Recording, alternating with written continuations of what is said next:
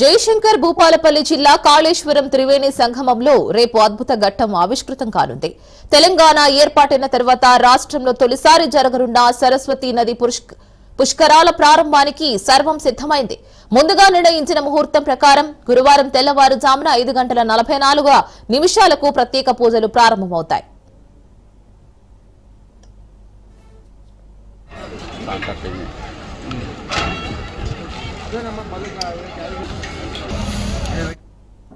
ప్రధాన ఘాట్ వద్ద మహాబలిపురం నుంచి తీసుకువచ్చిన 17 అడుగుల సరస్వతి ఏకశిలా విగ్రహాన్ని సీఎం రేవంత్ ఆవిష్కరిస్తారు.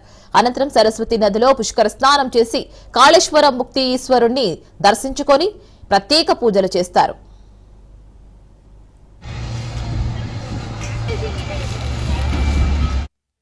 పుష్కర ఘాట్ లో సరస్వతి హారతి కార్యక్రమంలో పాల్గొంటారు. 2 తెలుగు రాష్ట్రాలతో పాటు కర్ణాటక, మహారాష్ట్ర తదితర రాష్ట్రాల నుంచి లక్షల మంది భక్తులు పుష్కరాల్లో పాల్గొంటారు. పుష్కర ఏర్పాట్ల కోసం కేటాయించిన 35 కోట్లతో వివిధ శాఖలతో సమన్వయం చేసుకుంటూ దేవాదాయ శాఖ పుష్కర ఘాట్లు, మరుగుదొడ్లు, మంచినీటి వసతి, టెంట్ సిటీ, రోడ్ల మరమ్మతులు, పార్కింగ్, పారిశుద్ధ్యం తదితర పనులు చేపట్టింది.